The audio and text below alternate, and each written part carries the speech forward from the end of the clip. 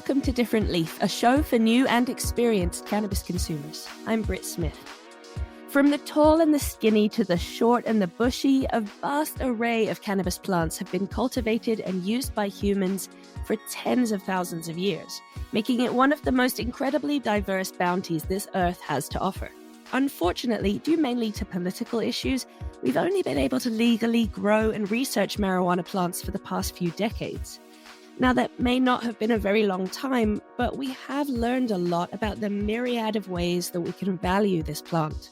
We've discovered the major taste and aroma categories made up of chemical compounds called terpenes and flavonoids, which can signify what a bud might feel like when we roll it into a joint and smoke it. We've also learned about the history of different cannabis lineages, how it can help with medical ailments, how it's commonly used across different cultures, how it pairs with food, and how it's being grown indoors and out now that there's a legal market to sell it on. Today's guest is Ellen Holland, editor-in-chief of High Times magazine and author of the gorgeous new hardcover book, Weed, A Connoisseur's Guide to Cannabis, which does a fantastic job of breaking down all you need to know about the plant and its culture. I'm glad you're wearing your Berkeley sweatshirt today. That's fun. You like that? Yeah. Yeah, repping Berkeley. I actually read something really interesting in your book about Berkeley. I didn't know that. We just synthesized cannabinoids in yeast. You got to talk to those guys. I didn't even know there was anybody there that was working on that. That's kind of amazing. Yeah. Your book is so beautiful. I smoked a little bit last night and sat down with it, and it's just the most vibrant, luscious looking book I've ever seen. The photos in it are gorgeous. So you start by saying that the first cannabis plant that you actually saw real life up close indoors was at Oaksterdam University. Yeah. So that's in Oakland. I've been there as well. It's like is it the first or one of the first? Yeah, it's got to be the first cannabis college out there. What was it like for you when you went in there and saw that plant for the first time? Oh, man. I mean, the days of Oaksterdam were just so amazing to realize that I had a connection with cannabis, but there was also other people in the world that really loved it and wanted to teach people about it. Oaksterdam, used to have a spot right on the corner in downtown that was just like an open museum that you could go inside, and they had products as well as like the living plant and some of the historical background and things like that. They also used to have a student union that would do like movie nights on Wednesdays. It would be so fun. It was like a consumption space where you go in and like blaze up and watch the movies. And I was there a lot. Even though I was never an official student of Oaksterdam, I was hanging out in the realm. It was kind of like a cool first social space that I found while I was living in the San Francisco area. That was really welcoming to Canon Curious people.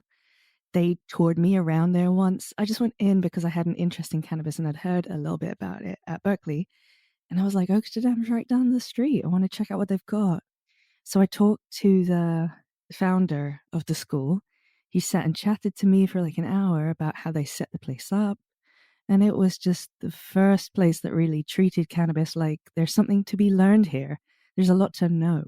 Yeah, and they weren't even they had they had a patient ID center where they would get medical marijuana IDs, but they were so helpful in that store as well. Like one time I went in and I wanted to inquire about buying like a volcano vaporizer, which is like one of the most expensive ones you can get out there, and they actually helped me essentially assemble, like get the volcano pieces, and then I got like a heat dryer. It was all crazy. But I built it. They helped me build it through the equipment they already had there for like a much cheaper price, and like turned on the heat gun and we're like, oh, it's working for you. So. That's amazing. Yeah. So places like Oaksterdam, it was some of the earliest places that people could go to really learn about the chemical composition of the cannabis plant, what the different cultivars would make you feel, how to grow it. And now we're looking at books like yours that are bringing this same kind of education that's come from the underground, essentially, up into the mainstream world. And now folks are really interested in getting educated about cannabis as consumers. So books like yours, I mean, they really break down every single thing you need to know about cannabis. Where do you even start with such a big topic like that? It's incredibly complex. I think my background as a writer, I've worked with Ed Rosenthal, the guru of ganja, for a number of books. We worked on a book called This Buds for You and Big Book of Buds Greatest Hits. So my writing comes as like I start with the plant as a cultivar and trying to figure out how it grows, explaining like that there's male and female plants and that we can put them together and have such a huge diversity of incredible varieties of different types of cannabis. So in the book, I was really trying to tell people how to distill all the varieties into like the essential fragrances and tastes so that you can understand those and then work your way through all the different types. It is incredible to me that they're, in Amsterdam and California, the genetics in the 1960s and 70s like just started exploding. And since then, we just have like there's so many different types of cannabis. There's so many different terpene combinations. There's so many different cannabinoid combinations. And I think as we look going forward, we're really going to be looking at the plant's chemotype, which is the combination of those cannabinoids and terpenes and the other elements that are present in the plant, and understanding it more in that way rather than cultivar names, which can be misleading and complicated. Sometimes you just don't know what's going on. Yeah. And they sound kind of silly too. Well, they're getting even more proprietary too, like, as everyone wants to make their own individual hotness that comes out, just now. So if you don't know the breeder or you don't know the company that's putting out a certain type of cannabis, you might not necessarily know what you're getting. Like, we've passed the days when it was like there were some legendary cultivars that make it into like the Mount Rushmore of weed nugs. And those are still there, like we have the Super Silver Haze, the Super Lemon, Blue Dream came out in, the early 2000s, is still reigning supreme, but it takes a lot for a new type of cannabis to really break the barrier that like everyone knows it and it's accessible. And so I think it's just about like understanding what flavors you like and what types of cannabis you'd like to explore. And we're all different. And you talked a lot about some of those buzzwords, terpenes, cultivars, the chemical makeup essentially of the cannabis plant, and how you can use what it smells like to figure out whether that strain or that cultivar would be something that you'd want to use at that particular moment for those particular issues. So you go into things like if it smells lemony, it's going to be uplifting because it has a terpene in it called limonene. And these were all like categories of smells. It's not new to us. We understand this from wine.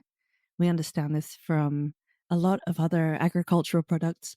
We smell that they're going to be invigorating or calming. So you talk about the nose, and it's different for every person, right? So this is kind of almost a guidebook about how to figure yourself out. Yeah, exactly. And I think that terpenes at first they seem like, oh, a foreign thing, but I was just looking at my perfume right now and it's like it's got linalool, it's got geranol, it's got all kinds of terpenes in it. There's something that these natural elements, these fragrances, we already know them. It's just about discovering which ones you really like. And for me, we're in the pandemic time, so it's definitely been changing. And I and I'm turning more to a deeper stone these days. But traditionally, I like the brighter, fruity, long flowering, sativa-ish types of weeds, and that's what I'm generally looking for in my smoke. See, from reading this, I've now realized that I think I like the opposite to you.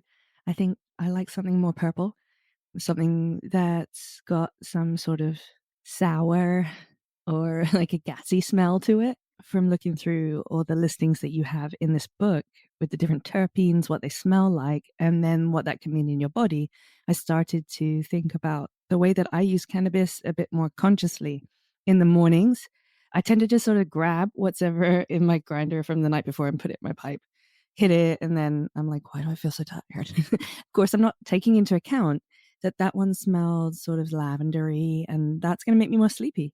So I think this is sort of highlighted to me that there are so many different kinds of cannabis out there. You really have to take your time picking the ones you want and then choosing when and how to use them.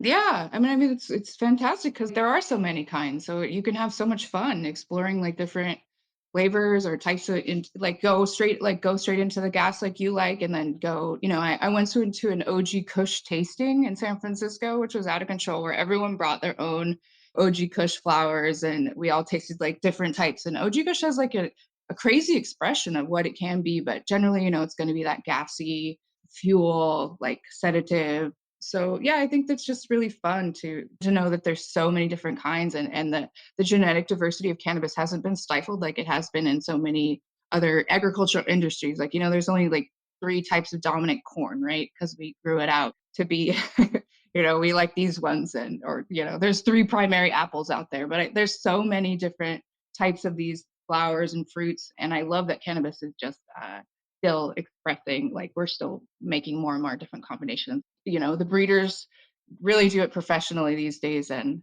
we get incredible weed.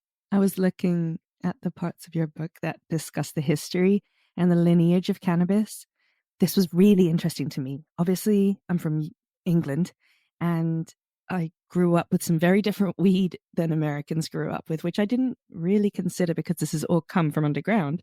And I think when you buy things on the illicit market, you just think that's weed. I'm going to smoke it and feel whatever, high, happy. And I never really considered that my stuff actually came from Amsterdam, and the stuff probably over here came from like Mexico, Colombia, and in the wild, there are very different plants. You talked about land races. So these plants that have been produced by humans, and human selection has very much taken a part in how they've come to express themselves. Then there are these land races that are just grown wild, I think when I read in your book about skunk and how it came from the Dutch growers, memories flooded back to me of being like 15 and trying my first joint, and it was definitely skunk. In fact, the term skunk is still the term in England that's used for like any really heavy weed, really dank weed. But there wasn't the same kind of stuff you were getting over here. Over here, you had chemdog, and you had some of the more West Coast varieties, the Kushes, and it's just so different. And now we can see them all sort of meshing together, growing new strains. Where do you think eventually this will end? Like, how many can we make? Oh my gosh. I hope we can just continue making them and making them and making them. What I see in the cannabis conversation is companies trying to instead distill the flower into just the cannabinoids, or I just want the CBD, I just want the THC, and I'm going to strip it of everything else, the terpenes, and make it into like this distillate product that doesn't have any of the other elements of the plant. And I'm hoping that like we continue to develop the plant and remember that it's a plant, and not try to isolate it and make it into, like a pill or a pharmaceutical product or something like that. I understand that that has its applications, but I'm hoping that we just keep going forward and growing. I think you're right. Each one has its application, but like you discuss in the book, the entourage effect seems to have a really major impact on how cannabis impacts each body. So the entourage effect is basically how you describe it in the book is the entire symphony rather than like one instrument of the orchestra. So having all these terpenes, all these cannabinoids, all the chemical structures that go into growing the plant, all working together synergistically inside your body. And another part that you go into in the book is about the medical side of this, the endocannabinoid system, which is a major piece of what we've discovered through cannabis research recently. How did you delve into the topic of the medical side of marijuana?